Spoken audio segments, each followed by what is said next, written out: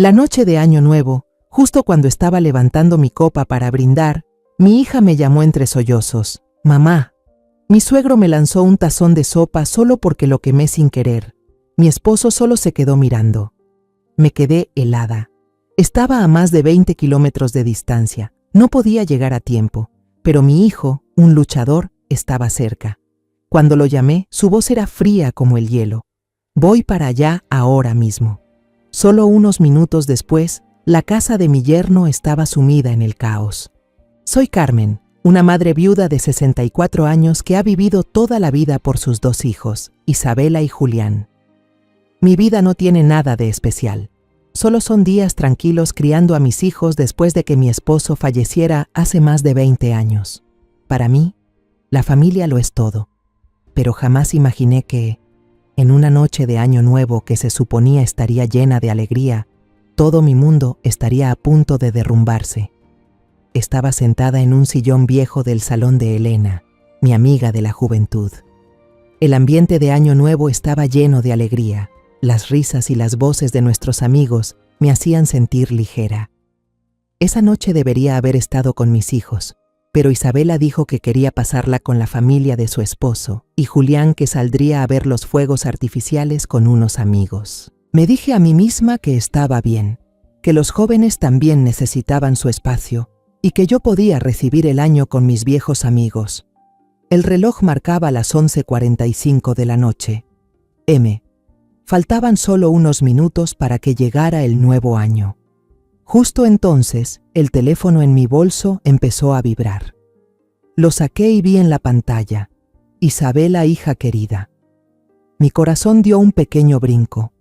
Seguramente me llamaba para desearme feliz año antes de las 12. Sonreí, me levanté y me abrí paso entre la gente hasta un rincón más tranquilo. Mamá, escucha. Feliz año nuevo adelantado, mi amor, dije alegremente. Pero al otro lado no hubo risas ni buenos deseos. Solo se escuchaban sollozos entrecortados, como si Isabela estuviera haciendo un gran esfuerzo por no romper en llanto. De fondo, se oía música alta, voces animadas, como si estuviera en medio de una fiesta llena de gente. Sentí el corazón apretado. Una inquietud me recorrió el cuerpo como una ola. Isabela, ¿qué pasa, hija? Dime qué ocurre, pregunté, con la voz empezando a temblar. Los sollozos eran más claros, y entre ellos, su voz temblorosa y débil. Mamá, mi suegro, él. No pudo terminar la frase. Solo se escuchaban sus llantos ahogados, como si ya no le quedaran fuerzas. Sentí que la sangre se me helaba, pero intenté mantener la calma. Tranquila, respira hondo. Dime despacio qué pasó, le dije, tratando de sonar serena, aunque por dentro también me temblaba todo. Después de unos segundos respirando con dificultad, Isabela logró balbucear. Mi suegro me tiró una sopa caliente encima, solo porque se quemó la mano, y mi esposo solo se quedó mirando, mamá. Su voz se quebró, como si decirlo en voz alta hubiera sido demasiado para ella. Me quedé de pie en el balcón, como si me hubieran dado una descarga. ¿Isabela? Mi hija dulce, siempre tan cuidadosa, siempre tratando de complacer a todos, ¿fue tratada así? ¿Y Mauricio, mi yerno en quien confiaba, solo se quedó mirando? Sentí una furia tremenda, pero fue rápidamente reemplazada por el miedo. ¿Dónde estaba ella? ¿Estaba a salvo? ¿Dónde estás, Isabela? Dímelo, grité, ya sin poder controlar mis nervios. Su voz bajita, como si temiera que alguien más la escuchara. Estoy escondida en el baño, llamándote desde aquí. Sentí que el corazón se me hacía trizas. Me imaginé a Isabela, acurrucada en una esquina, con el teléfono en la mano, temblando de miedo y dolor. Colgué la llamada sin decir una palabra más. Solo sabía que tenía que ir con ella cuanto antes. Corrí de vuelta al salón donde la gente seguía riendo y celebrando. Elena me vio y su sonrisa desapareció de golpe. «Carmen, ¿qué pasa?», preguntó preocupada. No respondí. Tomé el abrigo y el bolso del sillón. «Es urgente, tengo que irme», dije entrecortada. Elena intentó detenerme, preguntar más, pero yo ya no podía pensar en nada. Solo tenía una idea en la cabeza: Isabela me necesita. Al llegar a la puerta, me di cuenta de que estaba a 20 kilómetros de la casa de mi yerno. Era Nochevieja, y las calles seguramente estaban colapsadas por la multitud que salía a ver los fuegos artificiales. Una sensación de impotencia se apoderó de mí. ¿Cómo iba a llegar a tiempo con mi hija? ¿Cómo iba a protegerla estando tan lejos? En medio del pánico, de repente recordé a Julián. Mi hijo había dicho que iría a ver los fuegos artificiales con unos amigos en la plaza central, justo cerca del barrio de los Barragán. Una chispa de esperanza se encendió. Temblando, saqué el celular y marqué su número. El tono sonó 2 veces, cada una como si durara un siglo. Entonces escuché la voz de mi hijo, alegre y despreocupada. «Mamá, estoy viendo los fuegos artificiales. ¿Dónde estás tú?» El sonido de los fuegos explotando al otro lado de la línea solo aumentaba mi desesperación. «Julián, ve a casa de Isabela ya», dije, con la voz entrecortada, casi gritando al teléfono. Su suegro le tiró sopa caliente encima. «Ve ya, hijo». La voz de Julián cambió de inmediato, de alegre a helada. «¿Qué dijiste? Espérame, llego en 5 minutos». Se escuchó el tono de llamada final, y supe que ya había tomado acción. Julián, con su carácter directo y el amor que le tiene a su hermana, no iba a dejar pasar esto fácilmente. Salí corriendo a la calle, intentando desesperadamente parar un taxi entre la multitud. Muchos pasaban de largo sin detenerse. Finalmente, un taxi viejo se detuvo. El conductor me miró con desconfianza. «¿A dónde va con tanta prisa, señora?», preguntó. «Al barrio Barragán, por favor, lo más rápido que pueda», respondí con voz temblorosa. «Le pago el triple». Al oír eso, él asintió y el auto se lanzó a la oscuridad. Apenas el taxi se detuvo al inicio de la calle de los Barragán, vi la motocicleta de gran cilindrada de Julián tirada de lado sobre la acera, con la llanta aún ladeada como si la hubieran dejado a toda prisa.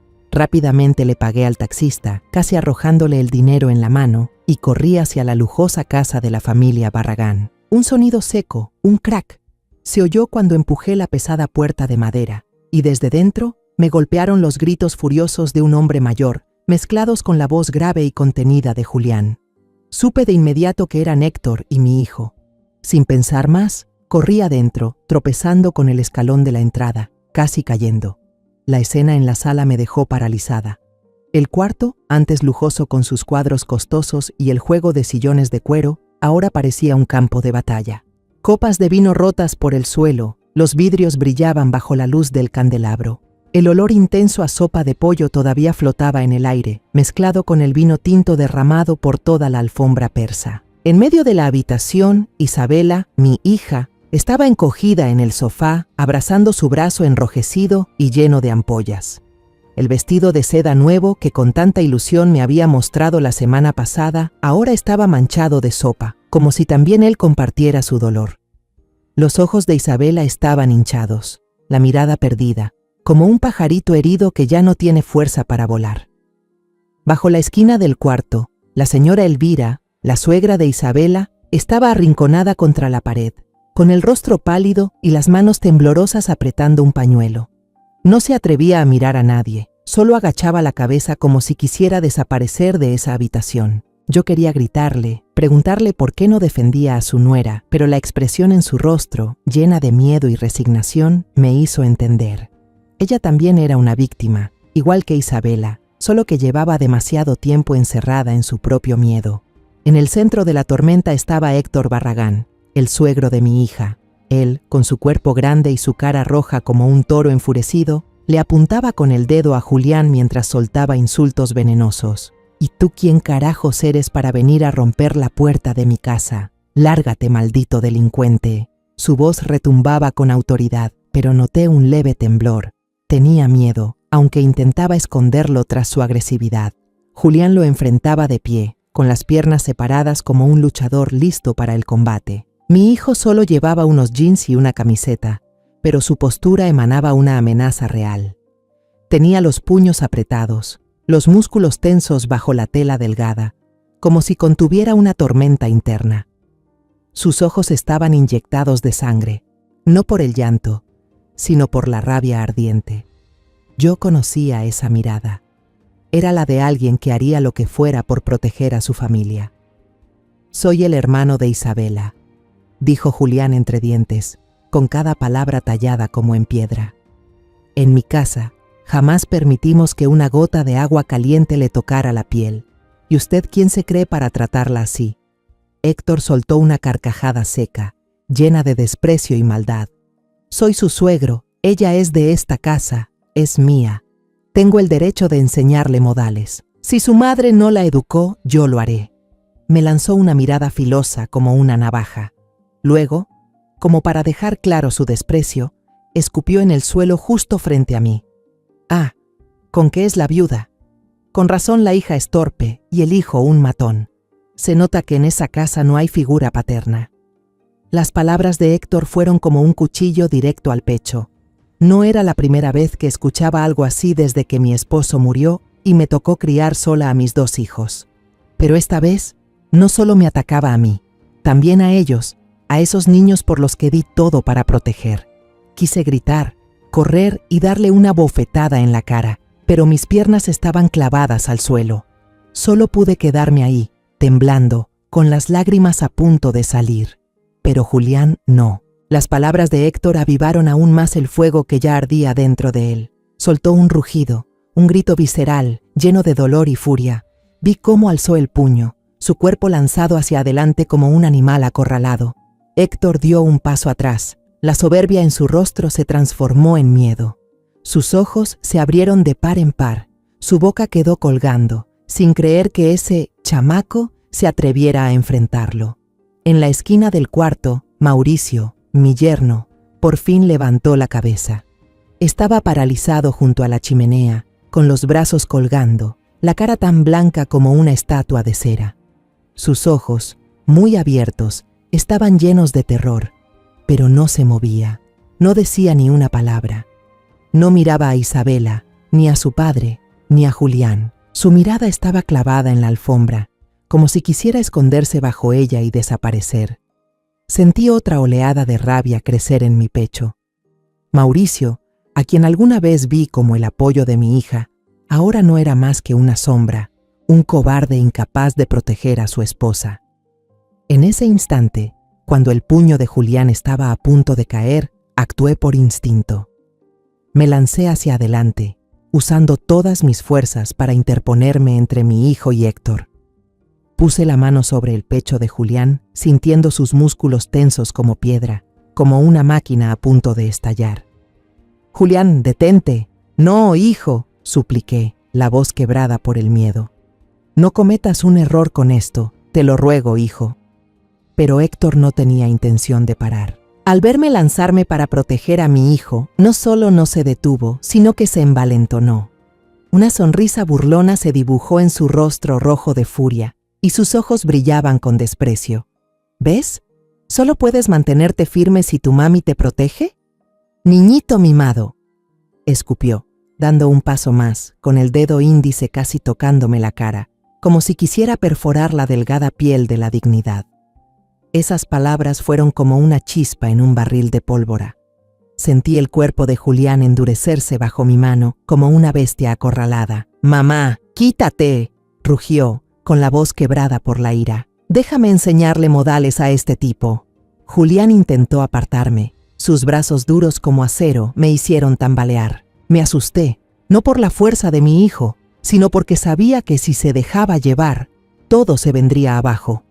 Héctor no era solo un hombre cruel, también era poderoso, con conexiones, y no dudaría en usar todo eso para aplastarnos. «Julián, te lo suplico, no lo hagas», grité, usando todas mis fuerzas para sujetarlo, una mano en su pecho, la otra abrazando su brazo fuerte, como si intentara detener un tren que descarrila. Las lágrimas me brotaron, no de dolor, sino de miedo. Miedo a perder a Julián, a perder a Isabela, miedo de que esta pequeña familia que he protegido toda mi vida se rompa aquí mismo, en esta habitación. «Por favor, escúchame», supliqué, la voz tan distorsionada que ya no me reconocía. Aprovechando el momento en que yo intentaba contener a Julián, Héctor se deslizó a mi lado, rápido como una serpiente. Le dio un empujón con el hombro al de Julián, un acto cobarde y provocador, como si quisiera empujarlo a una trampa. El golpe fue tan fuerte que escuché un salir de la boca de Julián. Por reflejo, mi hijo apartó bruscamente mi brazo y en medio de la furia empujó de vuelta a Héctor. No fue un golpe profesional, ni un movimiento de pelea como los que Julián había entrenado, solo un empujón instintivo para tomar distancia. Pero ese empujón lo cambió todo. Héctor, con su cuerpo pesado, perdió el equilibrio de inmediato. El suelo de mármol, brillante, aún salpicado de restos de la sopa de pollo que había lanzado sobre Isabela, se convirtió en una trampa mortal. Pisó una zona resbalosa, su pie se deslizó hacia atrás y su cuerpo se tambaleó como una marioneta sin cuerdas. Movió los brazos en el aire, buscando apoyo, pero solo encontró vacío. Un sonido seco retumbó, como un martillazo sobre madera. La espalda de Héctor golpeó con fuerza el borde del sofá, y su nuca chocó contra la esquina afilada de la mesa de centro de vidrio justo detrás. Toda la habitación tembló. La mesa de vidrio vibraba con fuerza, la copa de vino tinto se volcó, y el líquido rojo oscuro se derramó por todo el cristal. Por un momento, todo sonido desapareció. Los gritos de Héctor, los gruñidos de Julián, el llanto ahogado de Isabela, todo se desvaneció, quedando solo un silencio mortal. Héctor yacía en el suelo, con los ojos desorbitados, levantando lentamente las manos hacia la parte trasera de su cabeza. Cuando las bajó, vi las manchas rojas empapando sus dedos, rojas y aterradoras. El miedo brilló en sus ojos por un instante, pero enseguida se transformó en furia y oportunismo. ¡Asesinato! ¡Quiso matarme!, gritó Héctor con voz chillona y exagerada, como un actor interpretando a una víctima. Señalaba a Julián, con la cara torcida por el dolor y la rabia. «Mauricio, llama a la policía ya. Llama a la policía. Este boxeador golpeó a un anciano». Su grito resonó como si quisiera despertar a todo el vecindario. Entré en pánico y corrí a revisar la herida. «Héctor, déjame ver», dije con voz temblorosa, no porque me preocupara por él, sino porque sabía que si no controlábamos la situación, todo se saldría de las manos. Pero él apartó mi mano de un manotazo tan fuerte que casi me hace caer. «Vieja maldita», gritó, señalándome directamente a la cara. «Tú lo trajiste, tú planeaste todo esto». Cada palabra era como un cuchillo, no solo contra mí, sino contra la débil esperanza de que aún pudiéramos resolver esto en paz. Miré a Mauricio, esperando que hiciera algo, lo que fuera, para detener a su padre. Pero mi yerno solo estaba ahí parado, junto a la chimenea, pálido como una figura de cera. Cuando Héctor gritó que llamaran a la policía, Mauricio dio un respingo, como si despertara de un trance. Con las manos temblorosas, sacó su celular y marcó el número con torpeza. «Papá», exclamó, con un tono débil, sin sentido, pero aún así no se movió para ayudar a su esposa ni para detener a su padre. Lo miré y por primera vez sentí un profundo desprecio. Mauricio, el hombre al que Isabela había amado, por quien había sacrificado tanto para complacerlo, no era más que un cobarde, alguien que prefería obedecer a su padre antes que proteger a su esposa. Julián estaba paralizado, con los ojos fijos en sus propias manos, como si no pudiera creer que ese empujón hubiera causado todo esto. La rabia en su mirada se había desvanecido, reemplazada por el asombro y la preocupación. «Mamá», susurró, con la voz entrecortada como un niño pidiendo ayuda. «Antes de seguir, si esta historia ha tocado tu corazón, compártela con alguien a quien ames o déjame unas palabras en los comentarios. Me encantaría leerte. Ahora, volvamos a la historia. No pasaron ni 10 minutos cuando las sirenas de la policía comenzaron a sonar en la calle. Mi corazón latía con fuerza, mis ojos fijos en la puerta destrozada por donde entraron 2 agentes. Uno era mayor, con una presencia imponente, cabello canoso y mirada fría, probablemente el jefe.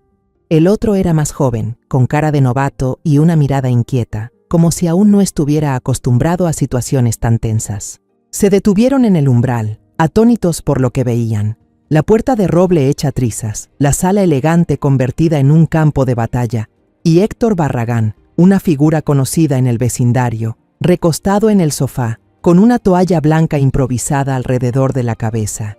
Y en medio del cuarto, Julián de pie, con los ojos aún encendidos por la furia, aunque yo sabía que estaba haciendo todo lo posible por contenerse. Héctor reconoció al policía mayor de inmediato.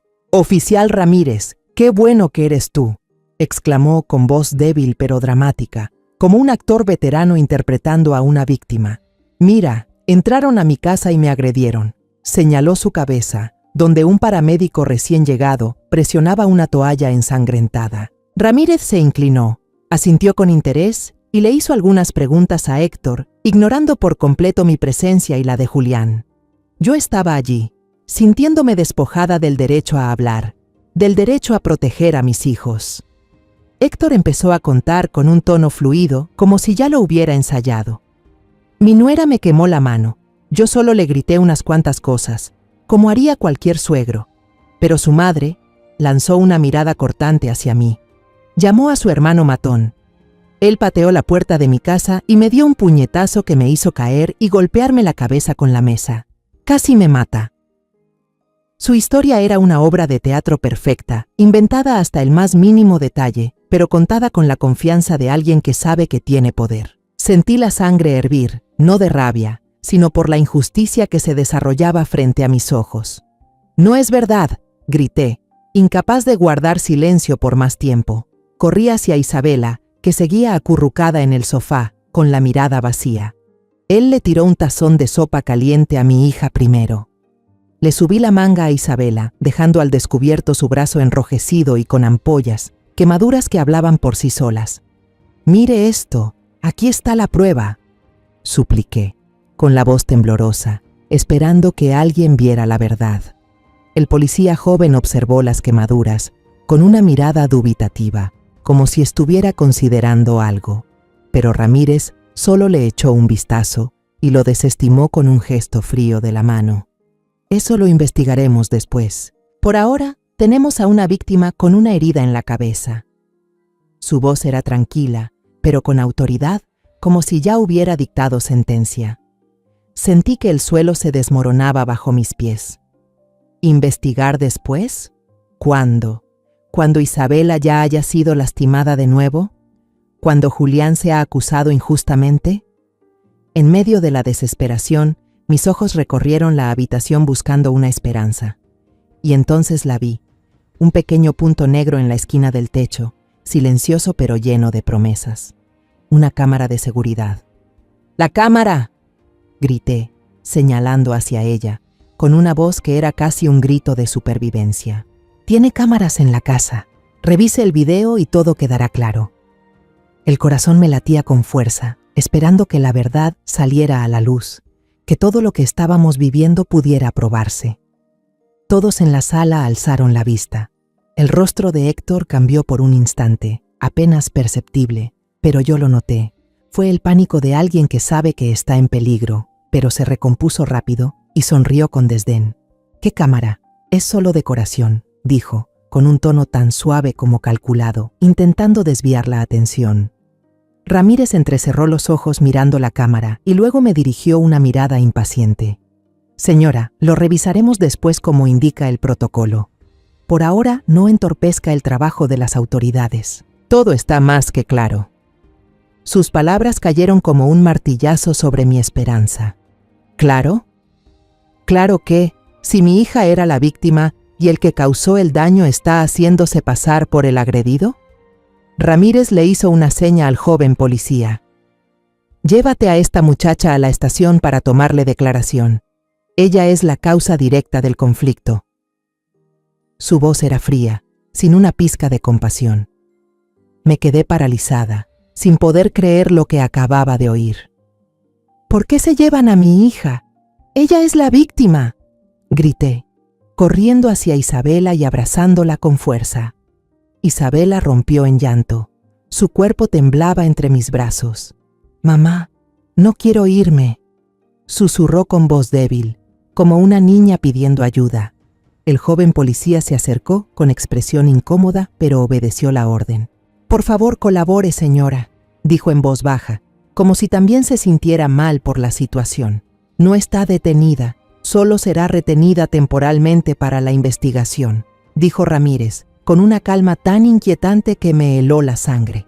¿Retenida? ¿Investigación?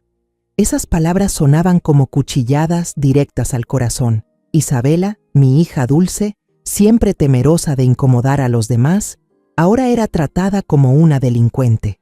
La abracé con todas mis fuerzas. Las lágrimas rodaban por mis mejillas, pero el joven agente la separó con suavidad de mis brazos. Ella giró la cabeza, su mirada llena de miedo y súplica, como si me rogara que la salvara. Pero yo solo pude quedarme allí, impotente, viendo cómo se la llevaban. Ramírez se volvió hacia Julián, con una mirada cortante. «Y tú, por agresión con lesiones y daños a la propiedad, se te impondrá una sanción administrativa y una advertencia. Tendrás que cubrir todos los gastos médicos y de reparación de esta puerta». Julián se quedó inmóvil, su mirada seguía fija en la puerta por donde se habían llevado a Isabela. Vi que sus manos temblaban, no de miedo, sino de impotencia. «Yo no lo ataqué», dijo Julián, con voz baja pero firme. «Solo protegí a mi hermana». Pero Ramírez ni siquiera respondió. Solo hizo una seña a los paramédicos para que siguieran atendiendo a Héctor. Héctor, sentado en el sofá, con los paramédicos vendándole las heridas, me dedicó una sonrisa ladeada. Esa sonrisa, llena de triunfo y malicia, como si supiera que había ganado. «Te vas a arrepentir de haber traído a esos mocosos a mi casa», murmuró, lo suficientemente alto para que yo lo oyera, pero no tanto como para que los demás lo notaran. Sentí un escalofrío recorrerme la espalda. No solo quería castigarnos, quería destruirnos, uno por uno. Cuando la policía se fue, llevándose a Isabela, la casa quedó en un silencio aterrador, rodeada de caos. Solo quedábamos Julián y yo, de pie entre los vidrios rotos, las manchas secas de sopa en el suelo y un dolor imposible de poner en palabras. Me volví hacia mi hijo con la voz temblorosa. «Julián, necesitamos un abogado, ya mismo». Julián asintió, pero su mirada seguía clavada en la puerta por donde se habían llevado a su hermana. A la mañana siguiente, Julián y yo ya estábamos en la oficina de la abogada Teresa Olvera, por recomendación de Elena. La oficina quedaba en una esquina bulliciosa del centro. Era pequeña pero ordenada, con estantes de madera llenos de expedientes y diplomas enmarcados colgando de las paredes. Teresa, una mujer de unos 50 años, nos recibió con una mirada aguda pero no fría. Su cabello estaba recogido con pulcritud y sus gafas de montura delgada le daban el aire de alguien que jamás deja pasar un solo detalle. Ella nos invitó a sentarnos y escuchó en silencio toda la historia, desde el llanto de Isabela por teléfono hasta la escena caótica en la sala de los Barragán. Yo conté, con la voz temblorosa, a veces teniendo que detenerme para secarme las lágrimas. Julián añadió los detalles que yo no tenía fuerzas para decir, con un tono grave y lleno de rabia. Teresa no interrumpió. Solo tomaba notas cuidadosamente en una libreta de cuero, con trazos rápidos y firmes. Cuando terminamos, no nos dio esas palabras vacías de consuelo que yo temía escuchar. En cambio, cerró la libreta, me miró directo a los ojos y dijo: «La situación es muy grave, señora Carmen. Héctor Barragán es un tipo poderoso, con conexiones con el oficial Ramírez. Su testimonio va a tener más peso. Nuestro trabajo será encontrar una prueba irrefutable». Sus palabras fueron como un cuchillo, filoso pero necesario. Asentí con la cabeza, aunque por dentro solo quería gritar que no tenía pruebas, que todo lo que tenía era el dolor de mi hija y mi propia impotencia. Pero Teresa no nos dejó hundirnos en la desesperación. Se puso manos a la obra de inmediato y el primer paso fue pagar la fianza para traer de vuelta a Isabela.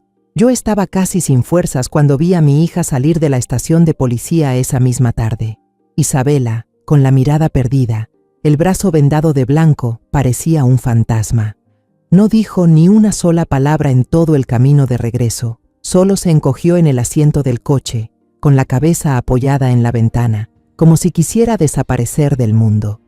Yo me senté a su lado, queriendo abrazarla, decirle algo que la aliviara, pero cada vez que miraba sus ojos vacíos, se me trababan las palabras en la garganta. Lo único que pude hacer fue tomarle la mano y apretarla fuerte, como si esa fuera la única forma de decirle que mamá seguía ahí. Teresa no se detuvo con la fianza. Mandó a un investigador privado al vecindario de los Barragán, con la esperanza de encontrar alguna pista que pudiera cambiar las cosas. Puse toda mi esperanza en él, rezando por un milagro. Pero unos días después, volvió con las manos vacías. El informe oficial de la policía decía que el sistema de cámaras de seguridad de la casa de los Barragán sufrió una falla por un aumento repentino de voltaje la tarde del día 31 y todos los datos del disco duro fueron borrados por completo. Una coincidencia demasiado perfecta, tan perfecta que no podía dejar de sospechar que Héctor había metido las manos. Me senté en la cocina, abrazando una taza de café ya frío, mirando por la ventana y preguntándome, ¿cómo es posible que un sistema moderno de cámaras se descomponga justo cuando más lo necesitábamos? El investigador también intentó hablar con los vecinos. La señora Vélez, una anciana que vive justo enfrente de los Barragán y que todo el barrio sabe que siempre está asomada a la ventana observando todo, al principio admitió haber escuchado gritos fuertes esa noche. Pero cuando el investigador regresó para grabar su testimonio oficial, ella movió las manos nerviosa y dijo con voz temblorosa, «Estoy vieja, medio sorda, no escuché nada». Luego cerró la puerta de golpe, como si temiera que una sola palabra mal dicha le trajera problemas. Yo sabía, no hacía falta preguntar, que Héctor o alguien más ya la había convencido. Dinero, poder o simplemente miedo, cualquier cosa puede hacer que alguien como la señora Vélez guarde silencio. Lo único que teníamos en las manos era el informe médico de Isabela del hospital. El doctor confirmó que eran quemaduras de segundo grado en una zona amplia, provocadas por un líquido caliente vertido directamente sobre la piel, lo cual contradecía completamente la declaración de Héctor, quien dijo que se le cayeron unas gotas por accidente, pero Teresa advirtió que, aunque ese informe era valioso, no bastaba para contradecir el testimonio de Héctor, sobre todo teniendo al oficial Ramírez de su lado. Sentía como si nos estuvieran empujando hacia una esquina oscura, sin salida posible. Mientras luchábamos por demostrar la verdad, Héctor empezó a contraatacar. Los rumores maliciosos se esparcieron por el vecindario como un incendio forestal. La gente empezó a murmurar que Isabela tenía problemas mentales, que solía explotar sin razón, que ella misma había provocado a Héctor. Hablaban de Julián como si fuera un matón, un tipo conflictivo. Incluso inventaron que usaba la fuerza para extorsionar a la familia política de su hermana. Cada vez que salía a la calle, sentía las miradas inquisitivas, los susurros a mis espaldas. En el mercado, los vendedores que antes eran amables, ahora solo asentían con la cabeza, con una mirada fría. Una vez, mientras escogía verduras, escuché a 2 mujeres cerca de mí susurrar: «Esa familia está maldita, la hija casada solo causa problemas y el hijo es un violento». Me quedé ahí, apretando el manojo de cilantro, sintiendo que el mundo entero me daba la espalda. La situación empeoró cuando llegó una carta del abogado de Héctor a nuestra casa. La abrí con las manos temblorosas, y las líneas frías que leí fueron como una sentencia.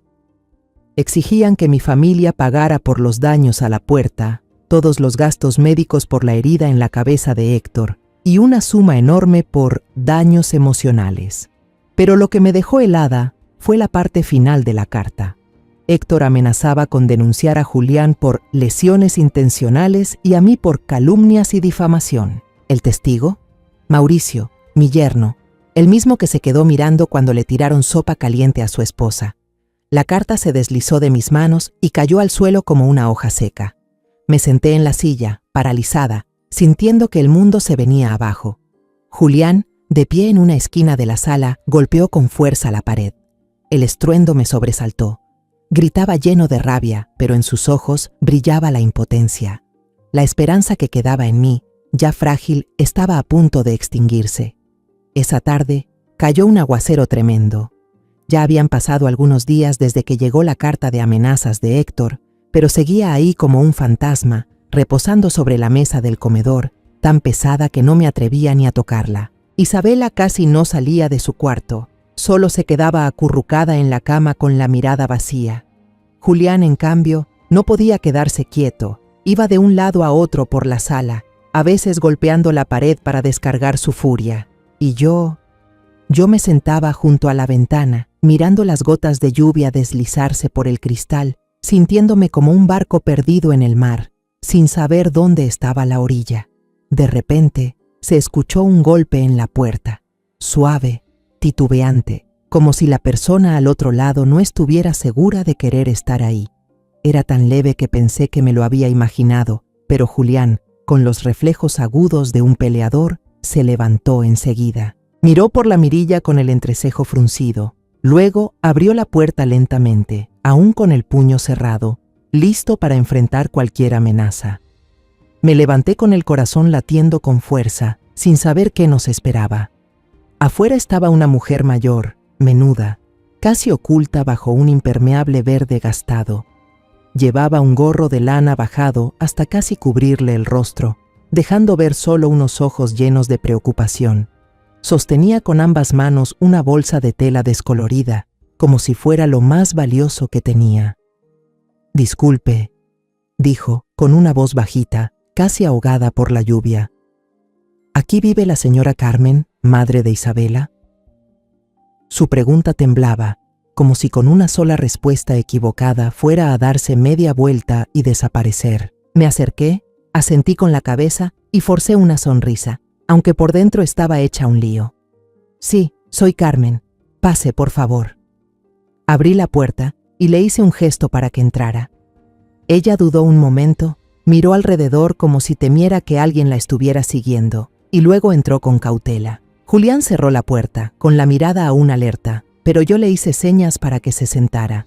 Esta mujer, aunque se veía frágil, no parecía representar ningún peligro. Se quitó el impermeable empapado, dejando al descubierto la ropa sencilla de una trabajadora, una blusa de algodón con los hombros gastados y una falda larga descolorida.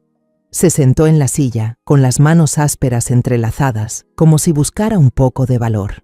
«Soy doña Graciela», se presentó con voz aún baja, pero más firme. «Fui empleada doméstica de la familia Barragán por más de 5 años». Hizo una pausa, tragó saliva y nos miró a Julián y a mí, evaluando si podía confiar en nosotros. Sentí mi corazón latir más rápido. ¿La empleada de los Barragán?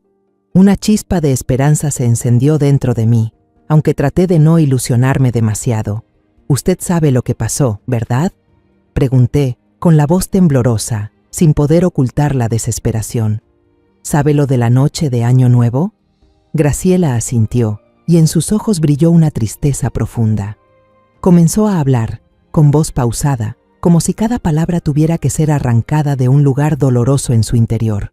«Esa noche, fui yo quien limpió el cuenco de sopa roto en el suelo. Escuché todo, desde el principio hasta el final. El señor Héctor», le gritó en la cara a la señorita Isabela. La insultó con palabras horribles. Luego le arrojó el cuenco con sopa caliente encima. No fue un accidente, fue con intención. Hizo una pausa. Respiró hondo, como si el recuerdo aún la hiciera temblar. El joven Julián solo lo empujó para defenderse, después de que el señor Héctor lo golpeara con el hombro primero. La caída fue por culpa del suelo resbaloso, la sopa estaba por todas partes. Me quedé allí, con las manos aferradas al borde del sillón, sintiendo un escalofrío recorrerme el cuerpo. Las palabras de Graciela no solo confirmaban lo que ya sospechaba, sino que eran una luz en medio de la oscuridad. Pero también sentí otro dolor creciendo dentro de mí. El dolor de imaginar todo lo que Isabela había soportado, incluso antes de aquella noche. «¿Por qué no dijo nada antes?», pregunté, con una mezcla de compasión y un leve reproche en la voz. «¿Por qué viene recién ahora?». Graciela bajó la cabeza, apretando aún más las manos. 2 días después de eso, el señor Héctor me llamó a su despacho. Me dio una gran cantidad de dinero, más de lo que ganaría en todo un año. Luego me dijo que dejara el trabajo, de inmediato. Levantó la vista con los ojos llenos de lágrimas. Me dijo que si andaba de habladora, la familia de mi hijo en el pueblo no estaría tranquila. Mi hijo está criando a 3 niños. Tenía miedo, doña Carmen, mucho miedo. Sentí como si alguien me apretara el corazón. Héctor no solo había maltratado a Isabela, no solo nos había amenazado a nosotros, sino que también había utilizado su poder para aplastar a personas vulnerables como Graciela. Quise enfadarme con ella, quise culparla por su silencio, pero al ver sus manos ásperas, sus ojos llenos de remordimiento, solo vi a otra mujer atrapada en la pesadilla de Héctor, igual que nosotros. Al decir esto, Graciela abrió su bolso con manos temblorosas. Sacó 2 cosas y las colocó sobre la mesa con el cuidado de quien entrega un tesoro. La primera era una libreta pequeña, de tapas gastadas y manchas de tinta por todas partes. «Lo anoté aquí», dijo con voz temblorosa, «las veces que el señor Héctor insultó y humilló a la señorita Isabela. Pensé que si algún día tenía el valor suficiente, esto serviría de algo». Abrió la libreta y me mostró las líneas escritas a mano con bolígrafo, con una letra desordenada pero legible. 15 de noviembre, el patrón le gritó inútil a la señorita por quemar la olla de pescado. 2 de diciembre, el patrón le lanzó el periódico porque se le olvidó prepararle el té. Detalles pequeños, pero al unirlos, formaban un retrato aterrador de violencia psicológica prolongada durante meses. Lo segundo, y más importante, era un celular viejo, con la pantalla rota en una esquina. Graciela, temblando, abrió un archivo de audio, con los dedos torpes como si temiera romperlo. Una voz familiar, llena de furia, comenzó a sonar. «¿Quién te crees que eres para contradecirme? Inútil, lárgate a la cocina y desaparece de mi vista». El sonido no era del todo claro. Se escuchaba una televisión de fondo, pero la voz de Héctor era inconfundible. Graciela explicó: «A veces me sentía insegura, así que escondía el celular en el bolsillo del delantal y lo ponía a grabar. No sabía si servía de algo, pero no podía soportar ver cómo trataban a la señorita Isabela». Me quedé sentada, con las lágrimas corriendo por mis mejillas, no de tristeza, sino por una mezcla de dolor y esperanza. Graciela, esa mujer pequeña y frágil, había hecho lo que nosotras no pudimos: guardar pruebas, aunque fueran fragmentos. «Tenía mucho miedo, señora Carmen», dijo con la voz quebrada, «pero cuando supe que el señor Héctor quería hacer ver a la señorita Isabela como la culpable, mi conciencia no me dejó seguir callando. Ella es una buena muchacha». Me levanté, sin poder contenerme, y abracé con fuerza a esa mujer diminuta. «Gracias», susurré, empapando su hombro con mis lágrimas. «Gracias por no darle la espalda». Graciela lloró, pequeños sollozos, como si por fin se hubiera liberado del peso que cargaba desde hace tanto. Julián, sentado al lado, apretaba los puños con fuerza, y en su mirada apareció un destello de esperanza que no le veía desde la noche de Año Nuevo. Rápidamente tomé el teléfono y llamé a Teresa. «Tenemos testigos», dije con voz temblorosa pero decidida. «Y tenemos pruebas». En medio de la lluvia gris, por fin apareció un rayo de luz. La mañana del juicio, el cielo seguía nublado. Entré a la sala repleta de gente, vecinos curiosos, algunos reporteros locales que, supuse, habían sido invitados por el abogado de Héctor para ayudarlo a parecer una víctima. Susurraban, señalaban, con miradas frías y curiosas, como si estuvieran viendo una obra de teatro en lugar del destino de una familia. Me senté a un lado, con la mano de Isabela apretando la mía. Ella temblaba, sus dedos helados se aferraban a los míos, como si yo fuera su única tabla de salvación en medio de la tormenta. Su mirada estaba perdida, a veces me miraba como pidiendo ayuda, otras veces bajaba los ojos, incapaz de enfrentar la realidad.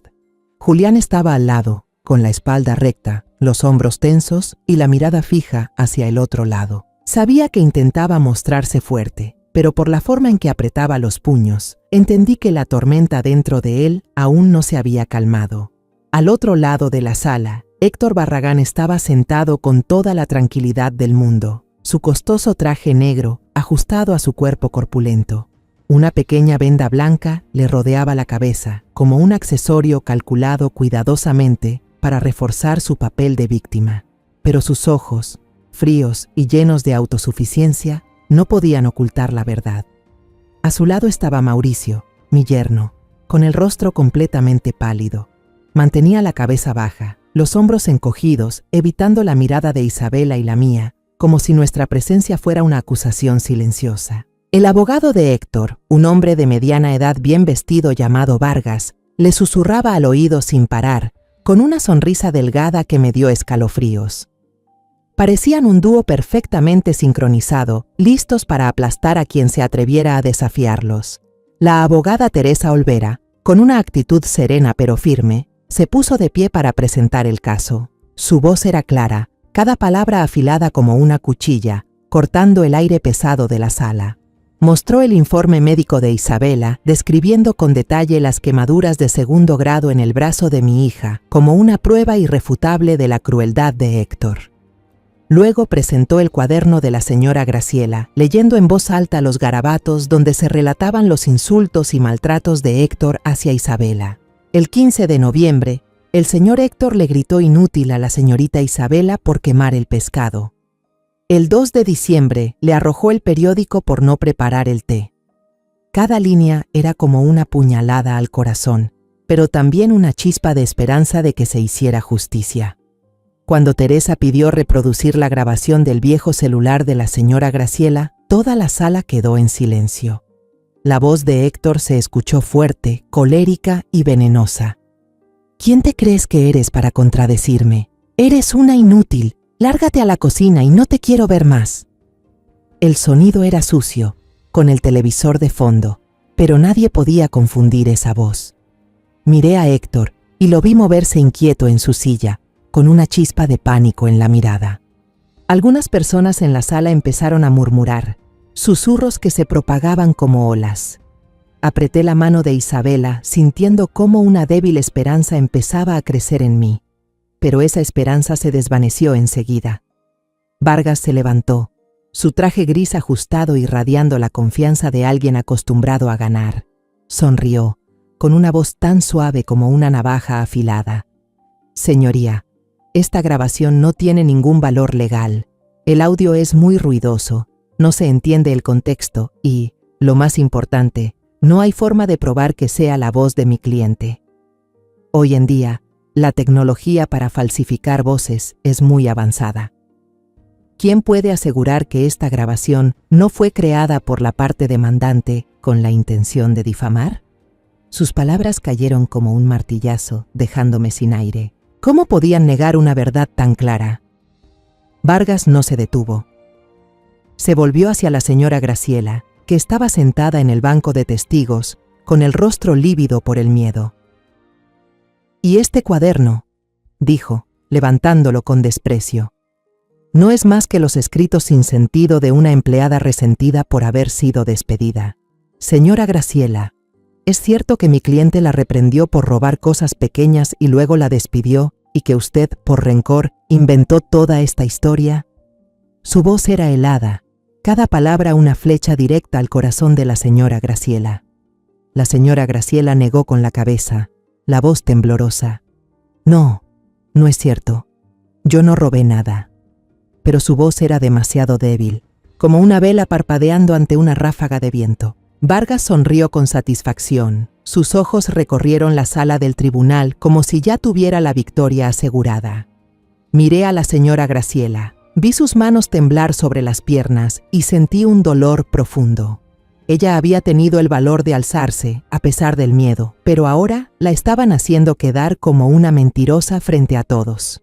Vargas se giró hacia el juez, con un tono calmado pero imponente. «Su señoría, para esclarecer los hechos, solicitamos convocar al testigo más objetivo, alguien que estuvo presente desde el principio hasta el final, alguien que no tiene razón alguna para mentir. Se trata de Mauricio Barragán, hijo de la víctima y esposo de la acusada». La sala entera quedó en silencio. Todas las miradas se dirigieron hacia Mauricio, incluida la mía. Sentí como si el corazón se me cayera al abismo. Mauricio era la última esperanza, pero al ver su postura encogida, llena de miedo, supe que no se atrevería a enfrentar a su padre. Isabela me apretó la mano. Sus uñas se clavaron en mi piel, pero no sentí dolor.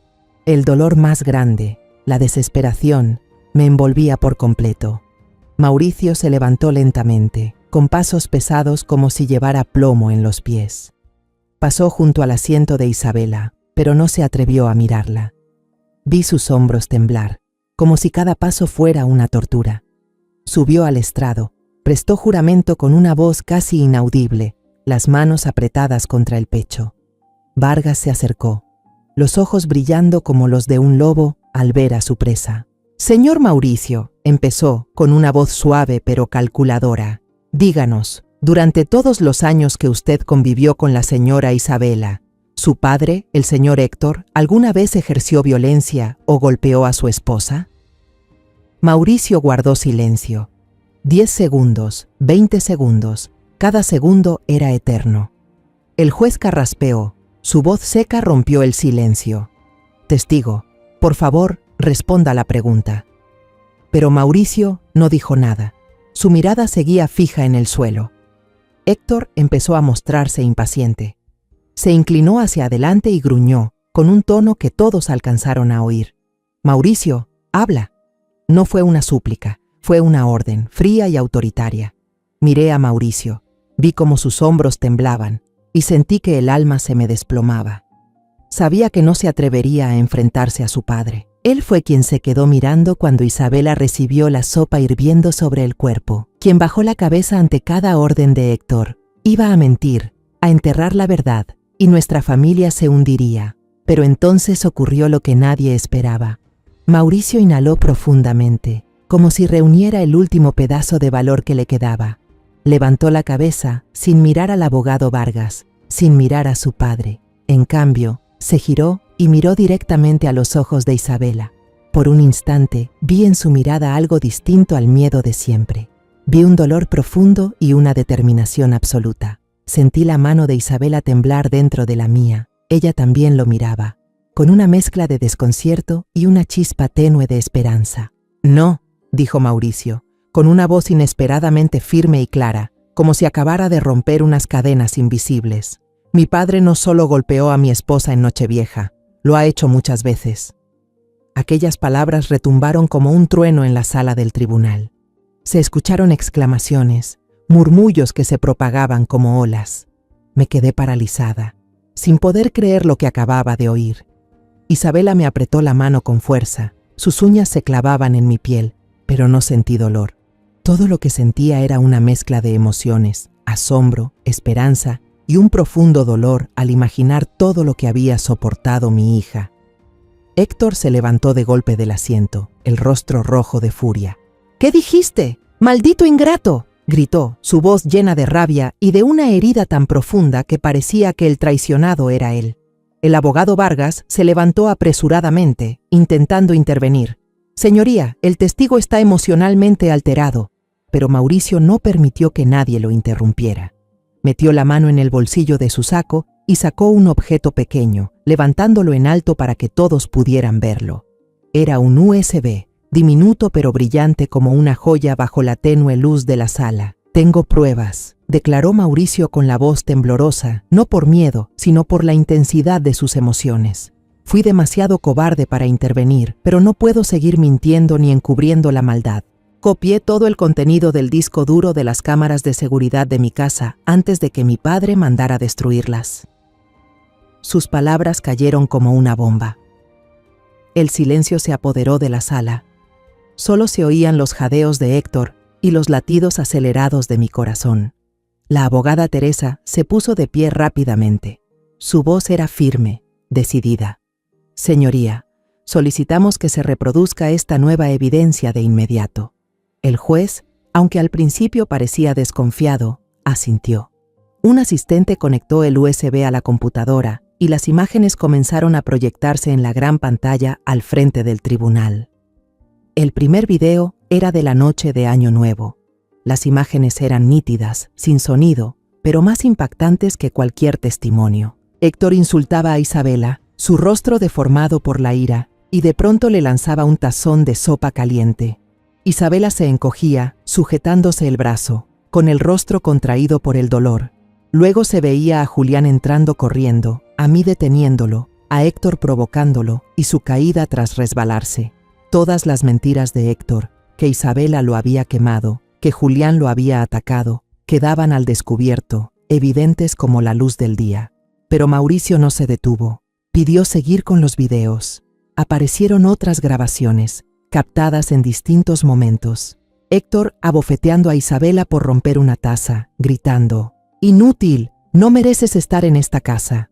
Otro video lo mostraba lanzándole un libro mientras ella leía, solo porque no respondió de inmediato. Otro más, empujándola al suelo de la cocina, porque la cena no estaba lista a tiempo. Cada video era una puñalada al corazón, y no pude contener las lágrimas. Abracé fuerte a Isabela, sintiendo su cuerpo temblar entre mis brazos. Lloraba desconsoladamente, pero esta vez, lo sabía, eran lágrimas de liberación. Julián, sentado al lado, tenía los puños cerrados, pero en su rostro había un alivio que no le había visto desde aquella noche. Héctor, al otro lado, se dejó caer en su asiento, blanco como una hoja. Balbuceaba: «No, imposible, está manipulado, todo es falso». Pero su voz sonaba débil, sin autoridad. Nadie le creía ya. Los vecinos que antes murmuraban sobre nosotros, ahora lo miraban con asombro y desprecio. El juez golpeó la mesa con el mazo. Su voz fue tajante y fría. «Se ordena la detención inmediata del señor Héctor Barragán por violencia doméstica y falso testimonio ante este tribunal». La policía se acercó y le puso las esposas a Héctor. Cuando lo llevaron, pasó junto a Mauricio, con la mirada llena de odio. «Te vas a arrepentir de esto, maldito traidor», gritó, con la voz quebrada por la rabia y la desesperación. Pero Mauricio se quedó quieto en el estrado de los testigos, mirando la silueta de su padre alejarse. No respondió, no bajó la cabeza. Por primera vez en todos los años que lo conocí, Mauricio se veía realmente libre, como si un peso enorme hubiera sido arrancado de sus hombros. Unas semanas después del juicio que sacudió a todos, Mauricio me llamó. Su voz por teléfono sonaba vacilante, como si luchara por encontrar el valor de decir algo. Quería vernos a mí y a Isabela, pero no en nuestra casa, sino en una cafetería pequeña y tranquila en las afueras de la ciudad. Acepté, aunque en el fondo aún guardaba algo de desconfianza. Mauricio había hecho lo correcto en el juicio, pero todos esos años de silencio, dejando que mi hija sufriera, seguían siendo una herida abierta para mí. Isabela, al oír mi propuesta, negó con la cabeza de inmediato. «No quiero verlo, mamá», dijo con la voz temblorosa y los ojos llenos de dolor. ¿Para qué? Él eligió mirar hacia otro lado cuando más lo necesitaba. Entendía su dolor, pero también sabía que si no lo enfrentaba, Isabela quedaría atrapada para siempre en esos recuerdos. «No tienes que perdonarlo», le dije con suavidad, apoyando la mano en su hombro. «Pero necesitas escucharlo para cerrar ese capítulo de tu vida. Yo estaré contigo». Después de un momento en silencio, Isabela asintió, aunque sus ojos seguían mostrando duda.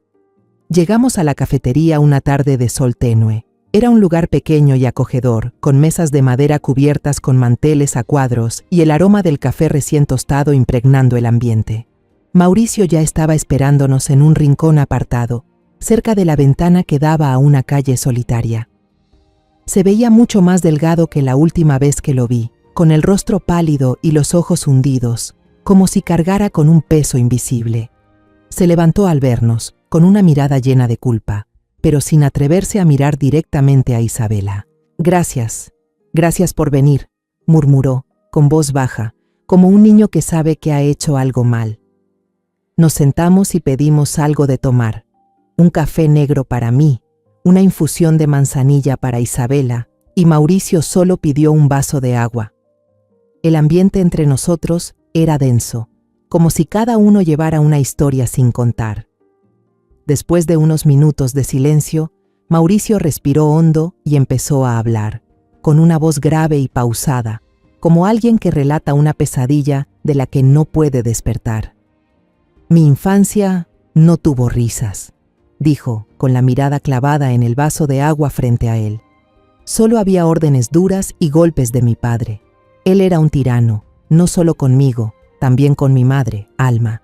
Mauricio hizo una pausa, tragó saliva. Contó que su madre fue la primera víctima de Héctor, una mujer dulce pero atrapada por el miedo. «Vi a mi padre pegarle muchas veces. Una vez, solo por romper un vaso, él la abofeteó tan fuerte que cayó al suelo. Quise correr a defenderla, pero cada vez que pasaba eso, mi madre solo negaba con la cabeza, me abrazaba y me susurraba: «Quédate callado, hijo, ya pasará». Me senté ahí, escuchando, sintiendo como un dolor profundo me invadía el pecho. No era por Mauricio, sino por doña Alma, una mujer a la que nunca conocí, pero cuyo dolor ahora sentía como si fuera mío. Isabela estaba sentada al lado, en silencio, pero vi cómo apretaba el borde de la mesa con fuerza, como si intentara contener sus emociones. El ambiente en la cafetería se volvió denso cuando Mauricio llegó a la parte más dolorosa. Respiró hondo, con las manos cerradas bajo la mesa, los nudillos blancos. «La muerte de mi mamá no fue un accidente», dijo con voz quebrada, como si cada palabra tuviera que arrancarla desde lo más profundo. Todos dijeron que se resbaló en las escaleras, pero no fue así. Contó que tenía solo 9 años, había sacado malas calificaciones, así que se escondió en la sala de lectura del piso de arriba, temiendo que su papá lo castigara. Desde ahí, escuchó a sus padres discutiendo fuerte en el pasillo. Su mamá gritaba que ya no aguantaba más, que se lo iba a llevar. «Entreabrí la puerta», murmuró Mauricio, con los ojos cerrados, como si estuviera reviviendo aquel momento horrendo. «Vi a mi papá agarrar el brazo de mi mamá. Ella se soltó, gritando que se iba. En ese forcejeo, él la empujó. Mi mamá perdió el equilibrio y cayó de espaldas por las escaleras. Sentí que el corazón se me detenía. Isabela se tapó la boca, con los ojos llenos de lágrimas, no por ella, sino por la historia desgarradora de Mauricio. Él siguió, con la voz temblorosa. Vi todo, desde la rendija de la puerta. No pude moverme. Tenía demasiado miedo. Cuando mi papá se dio cuenta de que yo estaba ahí, no me consoló, no me abrazó. Solo me dijo con voz dura: «Tu mamá se resbaló. ¿Entendiste? Si dices algo que no debes, te vas a resbalar, igual que ella». Esa amenaza se volvió una cárcel invisible que aprisionó a Mauricio durante muchos años. Vivió con el miedo constante de que si se rebelaba, el siguiente en caer sería él, o Isabela, a quien amaba profundamente. «Yo sabía que lo que hizo mi papá estuvo mal», dijo con un nudo en la garganta. «Pero no tuve el valor de enfrentarlo, ni la fuerza para proteger a Isabela». Isabela estaba paralizada, las lágrimas rodándole por las mejillas. Vi que estaba luchando internamente, entre su propio dolor y la compasión hacia el hombre frente a ella, que cargaba con un peso demasiado grande. Mauricio la miró con una expresión de profundo arrepentimiento. «Perdóname, Isabela», dijo con la voz quebrada. «Perdóname por haberte hecho pasar por todo esto. Fui un cobarde. No merezco estar contigo». Puso sobre la mesa una carpeta azul clara, con unos papeles ordenados adentro. «Estos son los papeles del divorcio», dijo con voz baja pero firme. «Ya los firmé. Voy a liberarte. Has sufrido demasiado». Hizo una pausa, respiró hondo y continuó. «Vendí la casa. La mayor parte del dinero será para ti, como compensación. He decidido irme de esta ciudad para siempre. Ya no tendrás que verme más». Miré a Mauricio y vi que en sus ojos ya no había miedo, solo la paz de alguien que al fin se ha quitado un peso del alma. Puse mi mano sobre el hombro de Isabela, sintiendo cómo su cuerpo aún temblaba. «Mauricio», le dije con voz suave pero firme, «el perdón no es para que los demás se sientan mejor. Es para liberarse uno mismo. Espero que encuentres la paz en otro lugar». Mauricio asintió, y por primera vez en muchos años, una sonrisa leve y tranquila apareció en sus labios. Se levantó, se despidió de nosotros con una leve inclinación, y luego se fue en silencio, saliendo del café. Lo seguí con la mirada hasta que su figura se perdió entre la luz tenue del atardecer, y supe que, al fin, Mauricio había encontrado una parte de sí mismo. Un año pasó tan rápido como un parpadeo. Después de que se finalizó el divorcio de Isabela, ella pareció recuperar una parte de su esencia. El dinero de la indemnización que recibió de Mauricio, junto con los ahorros que había ido guardando en secreto desde sus días como maestra de preescolar, no se usaron para comprar cosas ni para viajar. En lugar de eso, Isabela me miró con una luz de convicción intensa en los ojos y dijo: «Mamá, quiero hacer algo que tenga sentido. Quiero ayudar a otras mujeres, mujeres que fueron como yo». Juntas comenzamos un gran proyecto, remodelar una casa vieja al final del vecindario, un lugar que había estado abandonado por años. La limpiamos, la pintamos y la convertimos en un refugio seguro para mujeres y niños víctimas de violencia familiar. Recuerdo los días trabajando bajo el sol ardiente, con el sudor empapándonos la ropa, pero Isabela siempre sonreía. Llamamos a la casa Casa de Esperanza, porque eso era lo que queríamos dar, esperanza para los corazones heridos. Isabela, con su experiencia como maestra de preescolar, se convirtió en el alma de Casa de Esperanza. Pasaba todo el día jugando, contando cuentos y enseñando a los niños que vivían allí. Una vez, vi a una niña pequeña, de apenas 5 años, tomar la mano de Isabela y susurrar: «Seño, aquí ya no tengo miedo». En ese momento, tuve que darme la vuelta y secarme las lágrimas, porque supe que mi hija no solo estaba sanando a los niños, también se estaba sanando a sí misma. Yo me encargaba de la gestión, de contactar a organizaciones sociales y buscar psicólogos que pudieran apoyar a las madres. No era un trabajo fácil, especialmente cuando tenía que enfrentar historias dolorosas, cicatrices tanto físicas como emocionales de las mujeres que llegaban a nosotros. Pero cada vez que sentía que no podía más, solo necesitaba mirar a Isabela, ver cómo se mantenía firme a pesar de todo, y encontraba de nuevo la fuerza para seguir. La historia de nuestra familia, desde aquella noche de Año Nuevo hasta la victoria en el tribunal, empezó a circular. Al principio eran solo murmullos en el vecindario, luego pequeños artículos en los periódicos locales. Casa de Esperanza se convirtió en símbolo de renacimiento y cada vez más personas se acercaban, no solo a pedir ayuda, sino también a ofrecerla. Julián, con su gran corazón, pero carácter impulsivo, también ayudaba a su manera. Ofrecía clases gratuitas de defensa personal los fines de semana en el patio trasero de Casa de Esperanza. Aún recuerdo verlo en su ropa deportiva, enseñando con paciencia cada movimiento a las mujeres, con una voz que era a la vez firme y alentadora. No tienen que ser tan fuertes como yo, solo lo suficiente para protegerse. Al ver a esas mujeres pasar de tímidas a seguras de sí mismas, supe que Julián no solo les enseñaba a pelear, les enseñaba a recuperar el valor. Empecé a recibir invitaciones para hablar en conferencias sobre los derechos de las mujeres. La primera vez que me paré frente al público, estaba tan nerviosa que casi se me cae el micrófono. No soy buena con las palabras, no estoy acostumbrada a los discursos grandilocuentes. Así que elegí el camino más sencillo: contar la historia de mi propia familia. Hablé de aquella noche de Año Nuevo, cuando los sollozos de Isabela al teléfono me rompieron el alma. Hablé de la impotencia de verla llevada por la fuerza, de los meses de lucha contra Héctor y contra mis propios miedos. Y hablé del coraje, el de Isabela, el de Julián, el de doña Graciela y también el de Mauricio, que decidió levantarse al final. Cada vez que lo cuento, veo lágrimas de empatía en el público, cabezas asintiendo en silencio, y después de cada charla, siempre hay mujeres que se me acercan susurrando sus propias historias. Yo también fui golpeada por mi esposo, dice una, con la voz temblorosa, pero al escucharla, creo que puedo empezar de nuevo. Esos momentos me hicieron darme cuenta de que Casa de Esperanza no es solo un refugio, sino una llama que se transmite de un corazón a otro. Esa Nochevieja, no recibimos el Año Nuevo en casa como todos los años. En su lugar, organizamos una gran fiesta en Casa de Esperanza. La casa estaba adornada con luces brillantes hechas a mano por los niños, flores de papel de todos los colores colgadas por todo el porche. La mesa larga estaba llena de comida.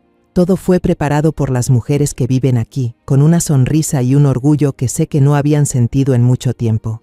Yo estaba en una esquina del patio, mirando alrededor, sintiendo mi corazón cálido de una forma extraña. Julián jugaba con los niños, dejándolos trepar a sus hombros, y su risa resonaba por todo el lugar. Isabela estaba con un grupo de mujeres, sonriendo con alegría. Su rostro ya no mostraba miedo, solo confianza y compasión, como una flor que ha vuelto a florecer después de la tormenta. Justo a la medianoche, los fuegos artificiales iluminaron el cielo, sus destellos queriendo ahuyentar toda la oscuridad. El año pasado, Esos mismos fuegos eran el fondo del llanto ahogado de Isabela por teléfono. Este año eran la música de fondo de las risas felices, los cantos y los buenos deseos de toda una comunidad que renacía. Isabela se acercó a mí, me abrazó fuerte y el calor de su cuerpo pareció extenderse a mi pecho.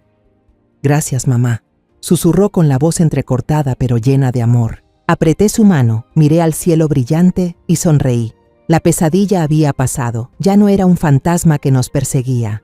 El amanecer de un nuevo capítulo, lleno de esperanza y luz, realmente había comenzado. Si estás sufriendo en silencio, si estás herida y no sabes por dónde empezar para recuperar la justicia, esta historia es para ti.